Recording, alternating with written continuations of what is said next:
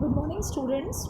Today we are going to deal with the second algorithm for MST creation, that is developing or creating a minimum spanning tree from a given graph.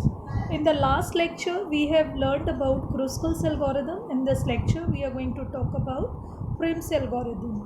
I expect from all of you that you have gone through the example discussed by me in the last lecture about Kruskal's algorithm. We are going to revisit the same example and we are going to try the creation of minimum spanning tree using Prim's algorithm this time.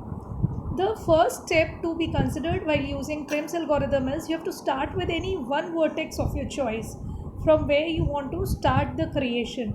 Idea is to have include all the vertices of your graph in your spanning tree, but essentially all the edges need not to be included.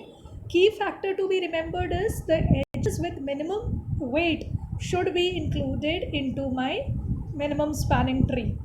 Second step in Prim's algorithm says branch outwards to grow your connected component. Means whichever vertex you have selected, you have to branch from that vertex onward.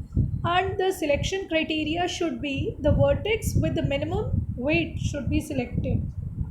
And you should branch towards that particular next vertex.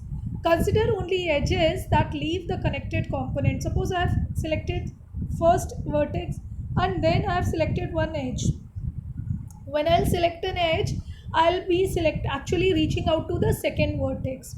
Now I have two options, first vertex and second vertex, and we are going to consider all the edges which are connected to both the vertices, and we are going to select only that edge into my minimum spanning tree, one which is having the minimum weight. So third next step is add the smallest considered edge to your connected component, as I said. And last, continue until a spanning tree is created. We'll take an example of the same graph that we have seen in the last video. The first vertex we have selected in this graph is A. From A, you can see there were two options. Either I move towards B or I move towards D. If I move towards D, the edge weight was 5, and if I'm moving towards B, the edge weight was 7. Because 5 is less than 7, hence I've selected the edge 5, weight 5. So edge AD is selected, which is marked by green color. Okay, now I have two vertices in my spanning tree, A and D, and I have four options. Either I move from A to B with weight 7, D to B with weight 9, D to E with weight 15, and D to F with weight 6. Out of the four options available, the last option with weight 6 is the smallest possible edge in the given tree that can be included. Hence, the third vertex that would be selected would be F, and I'll move from A to D to F. So I'll have two edges selected, one with weight 5 and other with weight 6. Now if I look into my spanning tree thus created, I have three vertices A, D and F, and we have the various edges like 3 plus 1 4 and plus 2 6 edges are options in our options, जिसमें कि 6 वाला तो include हो चुका है, तो I have one with 7 weight, one with 9 weight, one with 15 weight, one with 8 weight, that is F2E or F2G 11. Out of all the given options, I find A to B is the smallest one. So I'll select A to B wala edge and I'll include B now. So hence in my tree, I have edges A to B with weight 7, A to D with weight 5, D to F with weight 6. So total weight of my spanning tree lies in 7 plus 5, 12 plus 6, 18. Now I've included A, B, D, F, 4 vertices. Still 3 vertices are not there in my minimum spanning tree, as you can see. Now I have an option, more options, like I have option from B also with weight 8 BC, or from B to E with weight 7. Or I have options like I cannot come back now. See, DB will not be considered because if I select in any case DB, it will make up a cycle, so it will never be selected. It will never be an option. Let me be very clear to you. Okay, so I have options from B and I have options from D, like D to E. 15. D to F is already there included in my tree. Or I can move from F to E with weight 8, or I can move from F to G with weight 11. So out of all the given options available to us, I find that the edge number B to C with weight 8 is the minimum possible edge that is there. So I'm going to select this weight 8 presently.